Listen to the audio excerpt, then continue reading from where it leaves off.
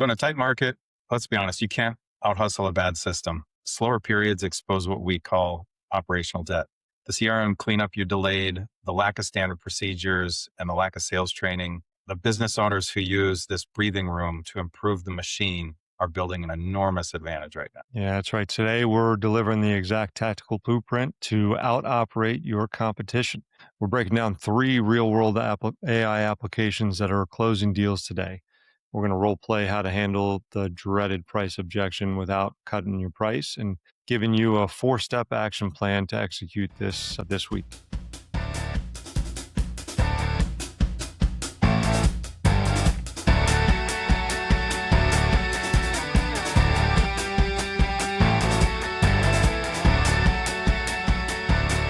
What's going on, everyone? Welcome back to the Fitz Franson Show. If you missed our last episode, go back and watch it right now.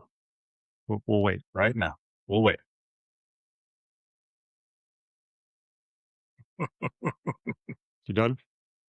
Cool. Welcome back. All right, cool. So if you enjoyed that, we broke down why a slower market is actually the best thing that can happen to a discipline owner out there because it forces that separation that we're all looking for. Yeah. And today, the plan is to pick up right where we left off. We talked about how slower seasons expose that operational debt. So let's define that because a lot of owners delayed fixing problems in the busy years. They didn't clean up their data. Their CRM's a mess. They didn't work on training systems, no standard operating procedures, no reporting structure, no accountability framework. They just kept moving fast. Yeah, eventually that chaos is going to catch up with you, right?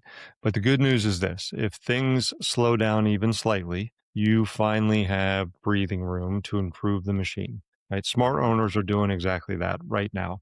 They're auditing every stage of the customer journey. Lead comes in, what happens, right? How fast is follow-up occurring? How are the calls being handled? How are appointments confirmed? How are proposals being delivered? How are the reviews being requested? How are referrals being generated? Yeah. And honestly, Fitz, AI tools are making this easier than ever for business owners that are willing to adapt. We're not saying AI replaces people at all, or even that it's necessarily always the answer. But what we are saying is that AI can seriously help remove friction. You can use it to help automate follow-up, organize notes, transcribe calls, repurpose content, improve response times. The owners who combine strong leadership with strong systems, they're starting to pull away fast. The truth is, this is something that contractors, they just need to stop being weird about. I think AI is not, it's not coming to replace good leaders. It's just going to expose the slow ones. Yeah. And so right now, Fitz and I are messing around with AI quite a bit. And so we just kind of would talk a little bit more about it right now. And so there's kind of three major ways that smart contractors are using AI right now that they do legitimately help close deals. At this point, it's not theory. It's not futuristic nonsense. These are real applications. Yeah, it's practical stuff for sure. Yeah. Yeah. So the first one is just simply site visit note taking. This one alone saves sales teams a lot of time instead of scribbling notes, random notes, or trying to find where it is in your little binder after the appointment, forgetting the details later. Sales reps can now record the whole conversation, observations, homeowner concerns, measurements, and it can reveal like emotional triggers or project priorities and then organize everything immediately for you. Look, and I think this matters because ultimately details are what close deals, right? The things that we hear and remember and make a homeowner feel seen and heard. If a homeowner tells you, look, my biggest concern is communication because like our last contractor, they just disappeared on us. And your proposal later specifically addresses that communication expectation. That homeowner feels heard, right? Most sales reps forget half of that emotional conversation. And in their defense, there's a lot that they're covering, but they'll forget it after they leave. So this can help with that. Yeah, for sure. I know that my memory is not great. I'm pretty sure every week at the end of the week, I have to ask my wife, so what are we doing this weekend? She rolls her eyes and says, I'm pretty sure I told you 5 times already. It's because you're getting old, Jay. Yeah. That's right. I'm a zennial for those listeners out there. Guess my age. So anyway, AI helps organize information, right? The humans are still the ones that build the trust. So number 2, Fitz, personalized follow-up. Mm. This is massive right now because speed and consistency matter more than ever. I'm pretty sure every single episode we talk about speed to lead. And so most contractors, we talked about this too, they follow up terribly. Homeowners get a generic email or silence. And meanwhile, other companies are sending personalized follow ups that reference the actual conversation that was had. Simple things like, hey, John, appreciate you showing up us that detached garage issue yesterday. Based on what you told me, dot, dot, dot. Those responses feel human. Well, I think when you're including actual references to their conversation, it is human, right? So when Yeah. we're referencing things they told us or shared with us, there's no other thing left to be felt than a human connection at that point, right? Yeah. And so I think the big takeaway in that one is that AI helps structure the communication faster, but Hmm. that relationship still matters. And so companies using AI correctly, they actually end up feeling more personal, Hmm. not less. And so number three, proposal presentation. This is becoming huge. Virtual renderings, visual staging, better organization, and cleaner presentation layouts. I don't know if you've seen it, Fitz. I know my wife likes to scroll through Zillow periodically, but realtors are now using AI to stage homes. Mm. And so you can get a real picture of a home that's furnished Hmm. and they can click through different styles. And so it's just a great way to utilize the tool for something that we're already doing. And this helps homeowners get clarity. I actually have Zillow blocked on our I browser love it. because I'm feet first out of it. I'm never packing ever again. Yeah, So right. yeah. Yeah. Yeah. That's Look, I think hilarious. it's important when you're looking at the buying process. I think it's even from a marketing standpoint, like you're referring to with the Zillow idea there, that everything we're trying to do through the whole process, from marketing through the whole sales conversation, is to eliminate confusion. And it's just with Yeah. the simple idea that confusion just it flat out kills deals, right? Yeah. Yeah. And really, we're trying to reduce that friction. And so the easier you make it for the homeowners to visualize the outcome, the easier it becomes for them to emotionally commit. Humans close the sales, but systems help scale that consistency. So owners out there learning this right now, building that are learning this stuff, they're building an enormous advantage. This is where we should probably talk about powerful media for a second, Fitz, because honestly, this is exactly what we help companies solve. A lot of contractors think they need more marketing, but usually what they actually need is alignment. Yeah, it's kind of funny coming from a marketing company, right? Saying that Yeah. we need more marketing, but we'd rather help you get better alignment. But I think that's one of the things that's unique about what we do, right? That alignment between branding, marketing, sales, operations, content, and that customer experience. I think that's one of the things that we truly try to provide for our customers. Yeah, absolutely. And kind of the reason why we built Powerful the way we did is because we got tired of watching agencies generate leads that companies couldn't operationally support, or agencies that had no clue how the home improvement industry actually works. Yeah. Yeah. So look, shameless plug for us here, but if you are running a home improvement company, or you do have maybe what you're seeing as a serious sales, maybe organization problem, this is a season to tighten your infrastructure, right? Not panic. And you can find our contact information in the description below. We'd certainly love you to reach out and just raise your hand, ask for some help. We'd be happy to help you out. Yeah, absolutely. Yeah, we definitely view ourselves way more as a strategic partner Hmm. than an agency, and it's what gets Fitz and I up in the morning. So owners that are able to embrace this mindset right now, they're going to look back a year from now and realize that this was one of the best things that actually happened. Yeah. So, all right, Jay, let's talk about sales. Can't wait. All right. Look, because this is where owners can make, I think, probably one of the biggest immediate improvements in a lot of Yeah, cases, right? If your salespeople are coming back to you and they're telling you they're hearing things like, we need to think about it, or, the usual stuff, it's too expensive, or we're getting other quotes, right? Those kind of common objections that we get more than usual right now, right? That doesn't necessarily automatically mean homeowners can't afford the project. yeah. I think that what it reveals, or what it more often than not actually means, is that they just have a measure of uncertainty. For sure, right? And uncertainty might be more, I think, more typically a process problem in your sales Yeah, process. And I mean this seriously. Like, if a homeowner leaves the appointment confused, uncertain, or feels pressure or unclear on the value, right? Then quite obviously your close rate's going to drop. Right? Yeah. And during easy markets, you might have the opportunity to survive that. But during a tighter market, you feel every single weakness. And great companies and great sales processes will reduce that uncertainty. That's good. And this is why the process matters so much. Yeah. How many times do you think we say process in a day, Jay? Yeah, right. Yeah. Yeah. More than five.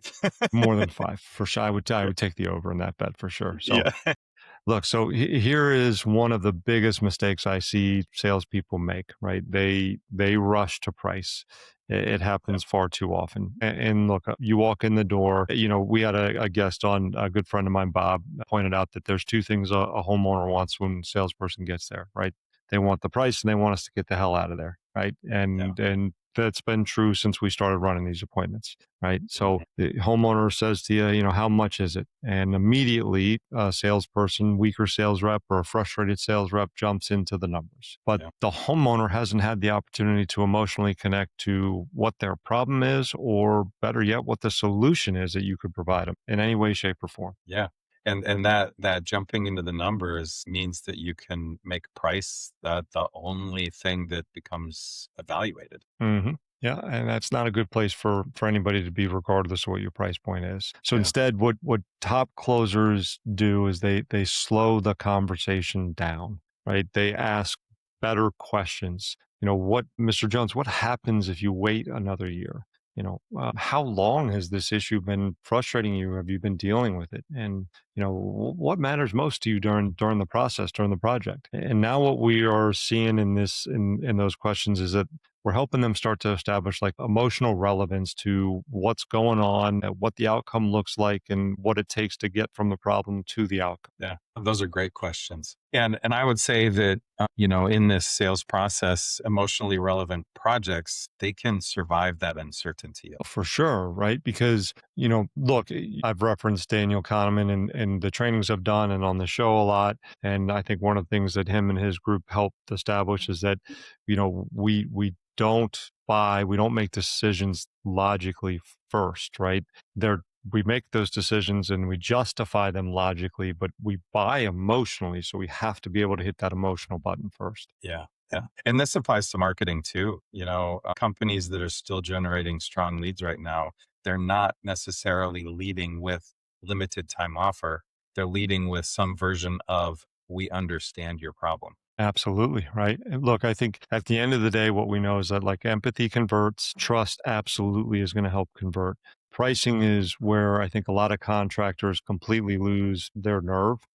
Right? Yeah. Homeowner says that's expensive. And suddenly the salesperson starts, we're emotional beings, believe it or not, Jay, too, right? Yeah. And we start retreating emotionally. So, Yeah. discounting or talking too much and explaining nervously, we've heard this before, and they end up negotiating against themselves. Yeah. Yeah. And when they get in that position, I can only imagine that the homeowner watches that confidence disappear. No doubt. So, how do you feel about role playing this a bit? Man, let's do it. All right, go get your outfit.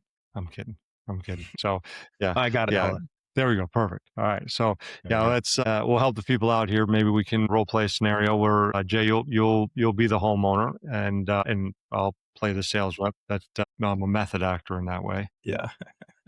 All right. So convincing. So good. So, all right. So I'll let you lead off with giving me a price objection here. How about that? Okay. Well, the thing is, Matt, my wife and I, we like the project. What we really do, we do, but it's just that this is more expensive than we expected. Okay. Yeah. No, I hear you. Look, you may not be surprised to know that I do hear that from time to time from other homeowners. Really?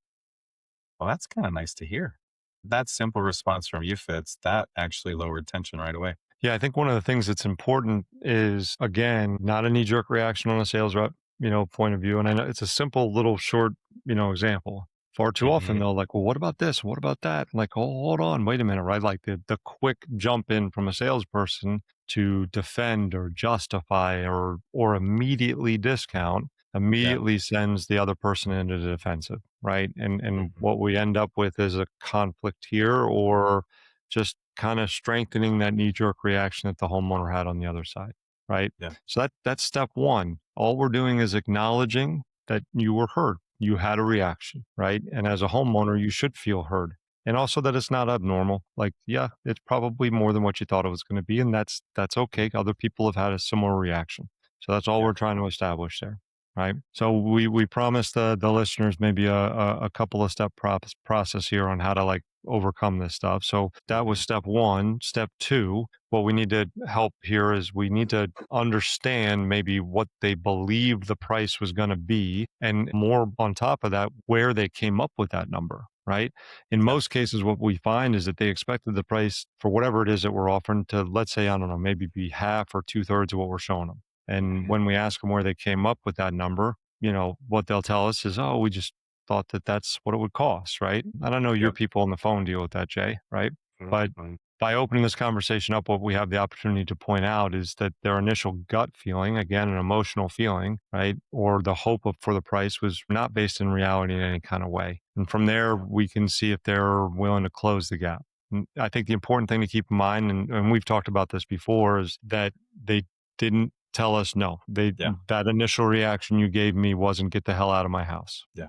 Yeah. We kind of say here powerful that everybody's a yes until they're a no. Mm-hmm. So they might have objections, but until it's a no, get off my lawn, get out of my house. Yeah. Yeah, that's good. And I think that what you did in that just simple, reflected back to them and listen to them. I hear you. You got the homeowner to talk more about what they're doing. So now you have an opportunity to logically work through a problem to try and help them Yeah. and get them towards that thing that they want. Like it's why you're there. Sure. Right. Yeah. I mean, again, you didn't tell me no. So we've already Yeah. established that you do need something and you do want it because Yep. that kind of knee jerk reaction was like, oh no, it's just outside of the reach of what I was hoping it would be. Right. Yeah. Right. So now we've gotten you to tell me what you thought it was going to be. And now like where you came up with that in most cases is like, well, it's what I thought or hoped, or my brother told me that's what he did 3 years ago kind of thing. Right. So it's still not Yeah. reality. So now we Yep. got step three, right? So after we hear that, right, we essentially need to see, do they see more value than what they were originally expecting? So now what we're going to ask is, hey, after we talked through some things and, went over the different details, did you expect it maybe to be a little bit more than that? And if we did, or if we do get a response that's good to that, now what we can start to do is we can start to open up the conversation to like budget and affordability. And if we can get there, I can be that trusted advisor that I've been through this entire process. But more importantly, now one who helps explore maybe alternative ways to tackle the difference between what you had originally hoped as this homeowner in this role play, Jay, and maybe what you've been presented with. Yeah. Yeah. And I think that kind of the strength in here, it shows up because it's just a very calm experience for the homeowner. For sure, right? No pressure. It's not like fake urgency. It's Yeah. just kind of leadership, right? I'd like to have your business, but I don't need it. Like I'm here to help you. Yeah.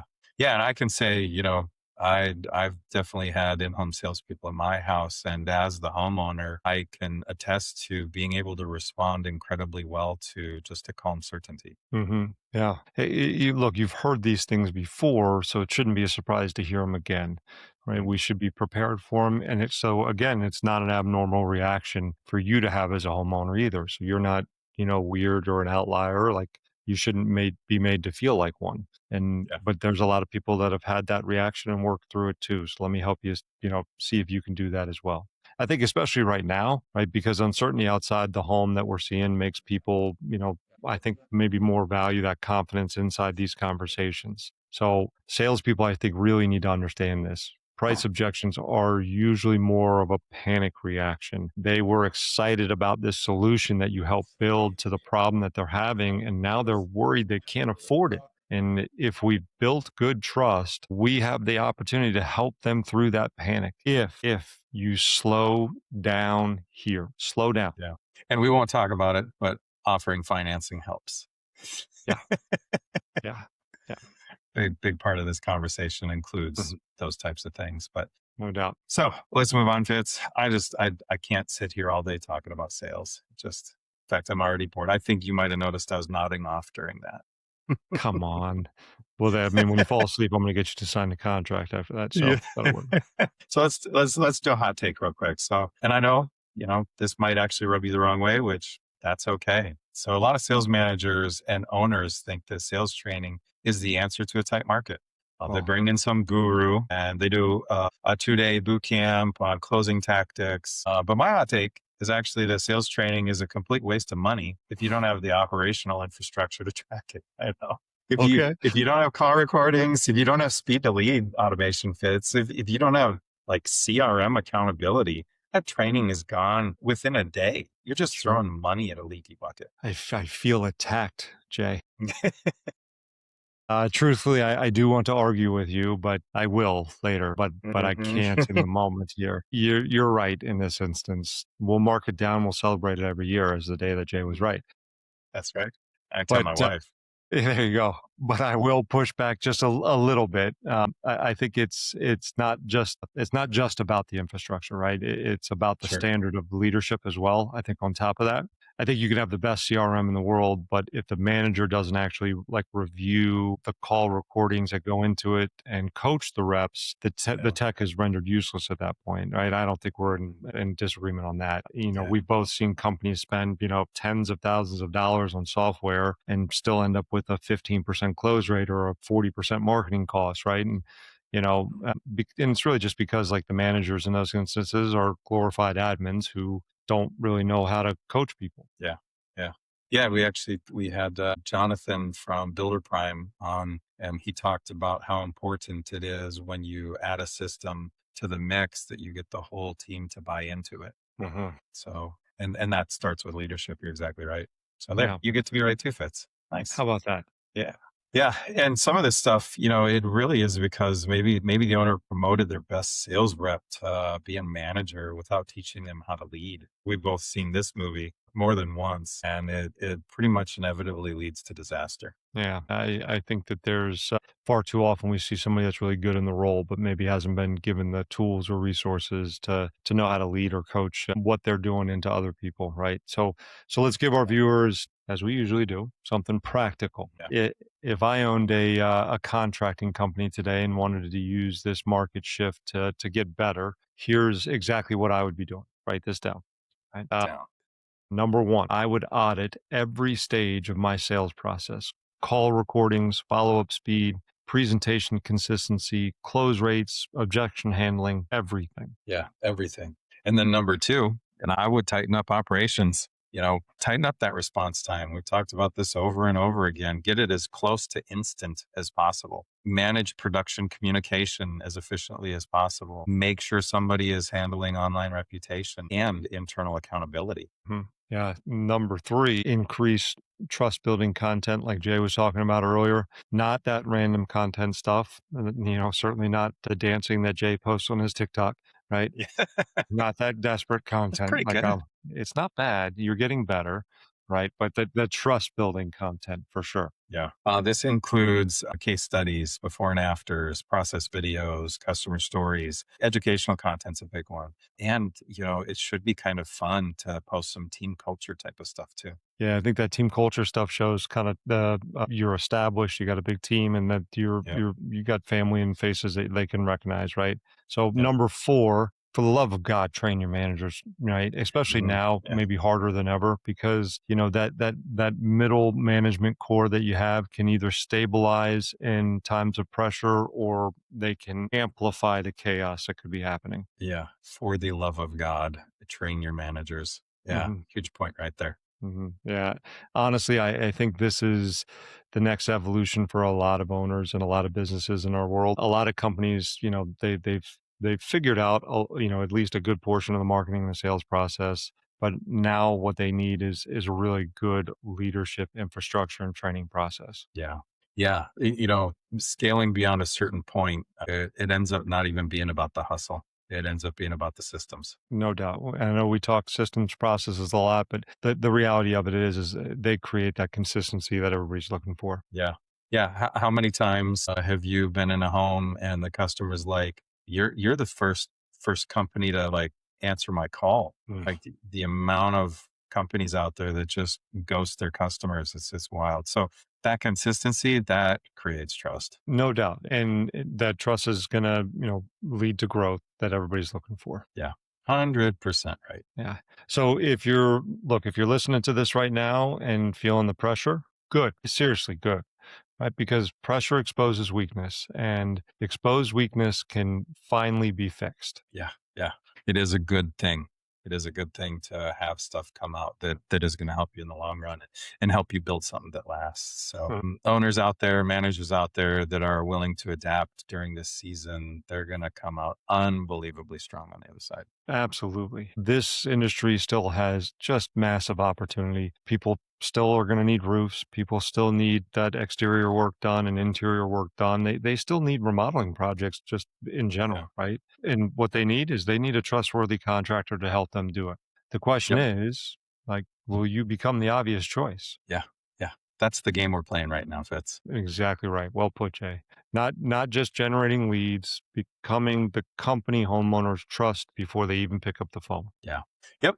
We keep saying it over and over again. The companies that kind of figure this stuff out, understand it, they're going to be the ones that actually really dominate in the next couple of years. Yep, absolutely.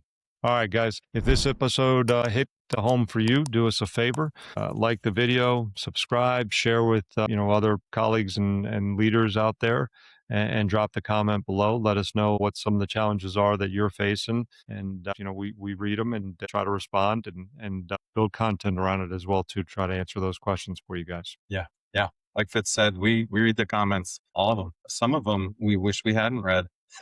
Yeah. Some of you guys are TikTok mean. is full of mean people, but we do. And then a lot of the better comments, we pull that directly into some of the content that we're putting out there. So we really appreciate any interactions you guys have on our socials. Yeah, absolutely. And next episode, we're going to dive into some exciting topics for you guys. So you definitely won't want to miss that one. Yeah. And we're hoping to make some of you guys uncomfortable with it. I got to get comfortable being uncomfortable. So, but those are usually the conversations that matter the most. Yep. So until next time, everyone, stay relentless. Like it. Jay, always a pleasure, sir. Appreciate you guys listening. Happy hunting, everybody.